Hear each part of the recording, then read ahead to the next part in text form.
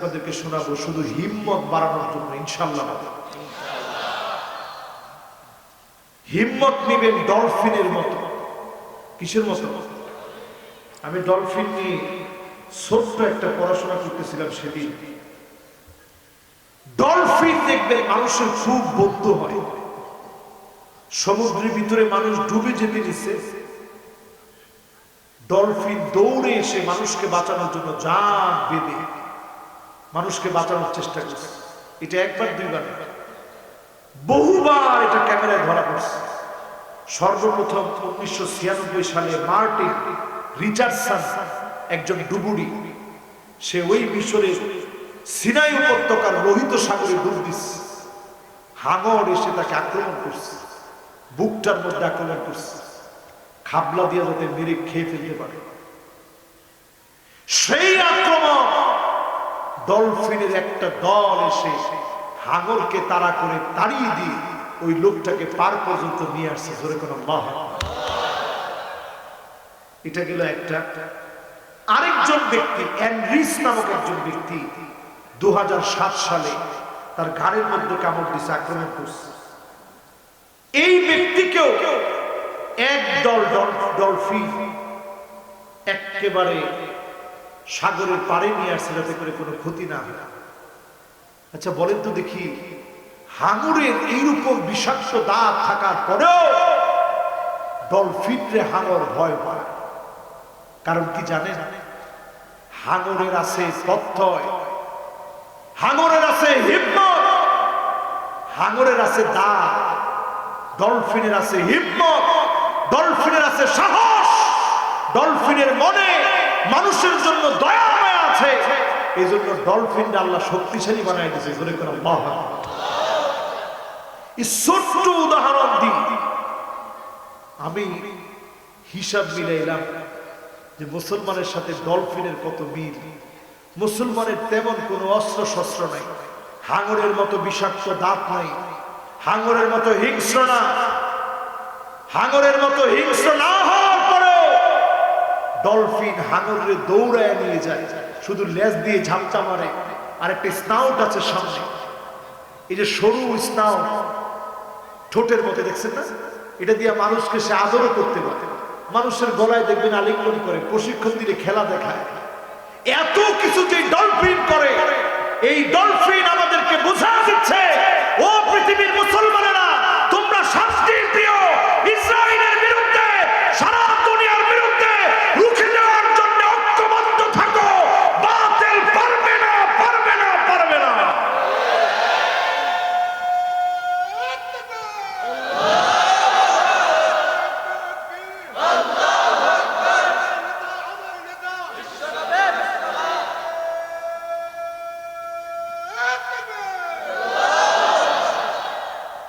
এবার একটা গল্প শোনাইতে চাইছিলাম, মোল্লা নাসিরউদ্দিন হুজ্জার গল্পটা শোনাই, তাহলে আপনারা বুঝবেন ভালো।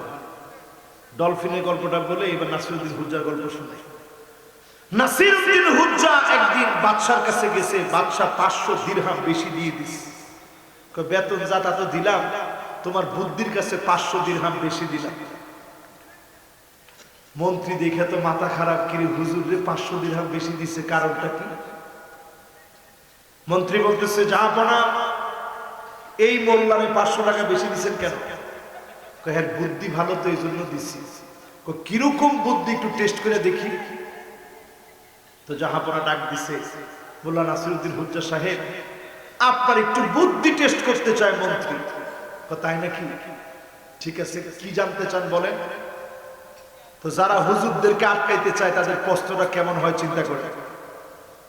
মন্ত্রী বলতেছে, আচ্ছা বলো তো দেখি, তোমার নাকি অনেক বুদ্ধি, রাজার হাতের তালুর মধ্যে লোম গুলা নাই কেন?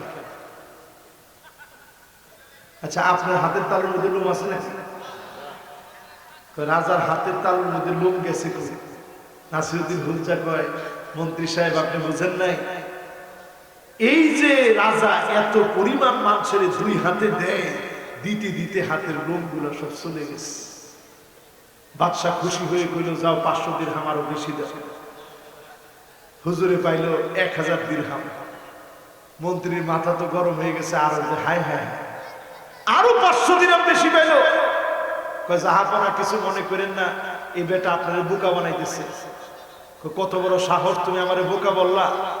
কয় তাইলে আপনি একটু দেখেন, যদি সত্যি বাদশা জিতে দিতে হাতের লোম না থাকে তাহলে তোমার হাতের তালুর লোম গেছে। নাসিরউদ্দিন হুজ্জা তার ছেড়ে দেওয়ার লোক না। নাসিরউদ্দিন হুজ্জা বলে বাদশা দেয় আর আমি নেই, নিতে নিতে আমার হাতের তালুর লোম চলে গেছে। বাদশা খুশি হয়ে কয় আরো 500 দিরহাম। এবার মন্ত্রীর মাথা তো আরো গরম হয়ে গেছে যে সর্বনাশ, এই হুজুর কয় কি? জাহাপনা সে তো পুরাই আপনার বোকা বানাইছে। আসলে বিষয়টা কিন্তু এরকম না। যদি এরকমই হতো আমার হাতের তালুর লোম গুলো কই গেছে? কয় বুঝেন নাই, ওই যে আলেমরে দিলে আপনি কষ্টলাইতে থাকেন, কষ্টলাইতে কষ্টলাইতে আপনার হাতের লোম সব চলে গেছে। এই জন্য মুসলমান আজকের মাহফিলে বলি, আলেমদের সঙ্গে থাকবে, আলেমদেরকে নিয়ে চলবে। আল্লাহ নবী বলেন লা তাকুমুস সাআতু হাত্তা ইয়াতাবাহান নাসু বিল মাসাজিদ। মসজিদে মসজিদে ইমামকে অপমান করা হবে, ইমামের সঙ্গে খারাপ ব্যবহার করা হবে, মারামারি কাটাকাটি হানাহানি শুরু হয়ে যাবে। ঠিক কিনা বলেন? এগুলো শুরু হয়ে গেছে। আমার আপনার কাজটা কি হবে এখনকার সময়? বর্তমান পৃথিবী ভয়ের ভিতরে আছে, আতঙ্কের ভিতরে আছে। আজকে 2024 3 ফেব্রুয়ারি, আমি তারিখ দিয়ে বলি, লিখে রাখেন। এই পৃথিবীর পরিবেশবিদরা বলছে পৃথিবীতে আসতেছে এল নিনো। বলেন কি? এই যে মাশাআল্লাহ আমার ভাই সহ অনেকে শুনছেন আপনারা। এল নিনো মানে কি? এল নিনো মানে ছোট ছেলে। পৃথিবীর পরিবেশবিদরা বলতেছে একটা ছোট ছেলের কারণে পৃথিবীর ভিতরে বিরাট বিপর্যয় আসতেছে। আপনারাও তাকায় রয়েছেন, সব ভয় কি হুজুরে, একটা ছোট ছেলের কারণে বিপর্যয়, এটা কেমন কথা? তাহলে বিষয়টা বোঝার চেষ্টা করেন। সর্বপ্রথম পেরোতে একজন জেলে গেছে মাছ ধরার জন্য, জাল ফেলছে। জাল যখন টানতেছে হঠাৎ করে দেখে এক জায়গার পানি প্রচন্ড গরম, সমুদ্র পৃষ্ঠের পানিগুলা গরম হয়ে গেছে, অন্য জায়গার পানি ঠান্ডা। ওই জেলে তো জানে না, সে আয়সা সবার সাথে গল্প করতেছে যে একটা এল নিনো দেখে আসছে, এটা ছোট বাচ্চার মতো একটা জায়গা, পুরাটা গরম হয়ে গেছে, কি অবাক বিষয়। ওই জেলে তো জানে না পরবর্তী বছরে 1895, 1896 ভারত উপমহাদেশের ইতিহাস ঘেঁটে দেখেন, ভারত, বাংলাদেশ, ইন্দোনেশিয়া, অস্ট্রেলিয়া সহ পৃথিবীর কয়েকটা দেশের ভিতরে 50 লক্ষ মানুষ মারা গেছে একদিকে বৃষ্টি অন্যদিকে খরার কারণে। 2024 পরিবেশবিদদের ভাষায় এল নিনো জোরালো ভাবে আসতেছে। যেই এল নিনোতে পৃথিবীর অবস্থা এমন হবে, একদিকে বৃষ্টি চলতে থাকবে, অন্যদিকে খরা লেগে যাবে, পানি পানি বলে মানুষ মারা যাবে। এই রকম আযাব যখন পৃথিবীতে আসতেছে, এই আযাব আর গজবের সময় আপনি আমি যদি বলি আওয়ালা ইয়ারাউনা আন্নাহুম ইফতানুনা ফি কুল্লি আমিন মাররাতান আও মাররাতাইন সুম্মা লা ইয়াতুবুনা ওয়া লা হুম ইয়াযাক্কারুন।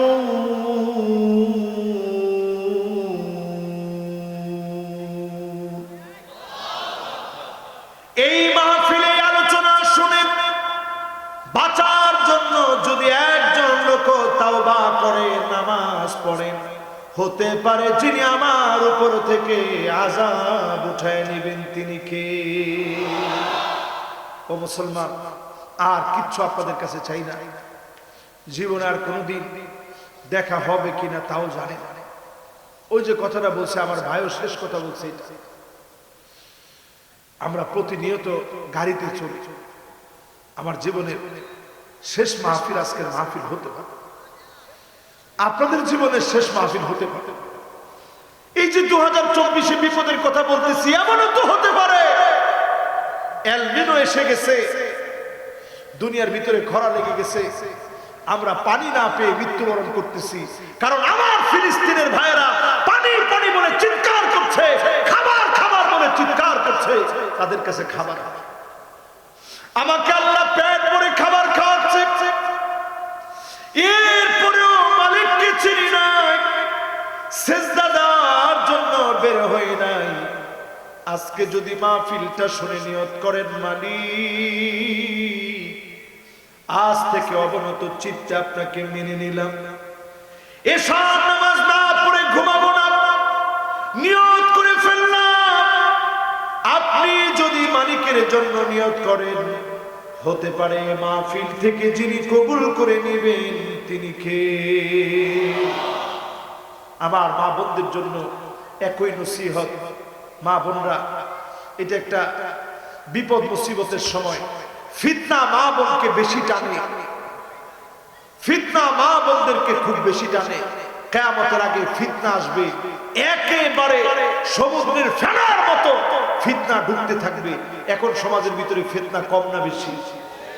মা বোনদেরকে বলবো, আখিরি জামানা, শেষ জামানায় ঈমান নিয়ে হিম্মত নিয়ে বাঁচার জন্য ঘরের ভিতরে থাকেন, পর্দার ভিতরে থাকেন।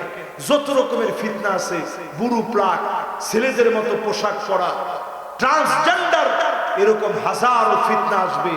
সব শেষে দাজ্জালের ফিতনা আসবে। ডাইরেক্ট কবর থেকে বলবে, কুম বিইذনি, আমার অনারে দাঁড়িয়ে যা। মানুষ জীবিত হয়ে যাবে। এরকম ম্যাজিক দেখলে মহিলা মানুষ আগে দৌড় শুরু করবে।